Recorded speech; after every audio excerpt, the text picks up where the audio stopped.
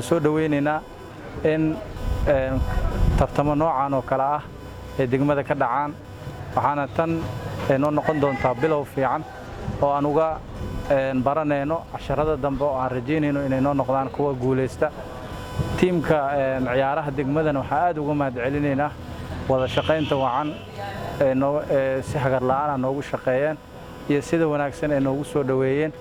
tartankan waxaa ka qayb galaya 24 dugsi kuwaasoo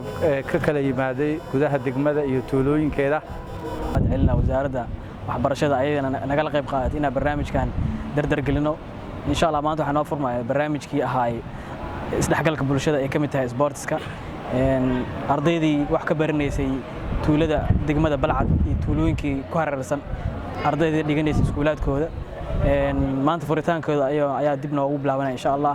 waxaan rajaynaynaa inuu Ilaahay si nabad noogu soo dhameeyo ardaydaasna waxay iskugu jiraan arday yar yar iyo weyn intaasna waxaan ka rabnaa inay isdhexgal bulsho iyo ay ka imaado mar walba oo nabadda imaadana mar walba waxa imaanaya in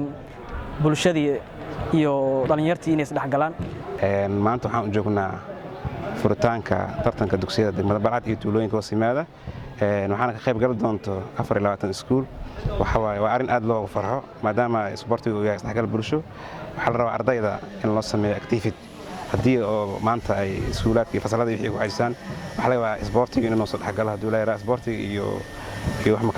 kala maqna waxaan kaloo mahadcelinayaa dadkii soo agaasimay arintan inay dhalinyarada isdhexgalaan isboortiga waa isdhexgal hadda waxaa arkaysaa iskuulaad tuulooyin ku yaalay iskuulaad magaalada inay isdhexgalaan taasna waxaa isku keenay waxbarashadii iyo waxa isku keenay iyo isboortiga isku keenay marka aad u mahadcelinayaa waxaan rajaynayaa bilow fiican inuu noo noqdo ilaa iyo waxaan rajaynayaa ilaa dhowr mar inaan tartankan inaan xijisdin waa ognahay isboortiga waa iska aqoon badan yahay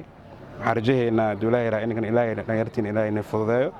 anagana waxaan rajaynayaa anaga wax walba Balcad oo keentiin isboorti ahaan diyaar aan lanahay insha Allah gacmo furna idinku soo dhaweeynaa waan isku xirinahay gudoonka waxbarashada degmada Balcad iyo anaga waa isku xirinahay marka insha Allah mar walbana waa soo dhaweeynaa wixii isboortiga degmada horumar u keenay ardayda aadaan u faraxsanahay inaan maanta furo tartankan. Assalaamu calaykum.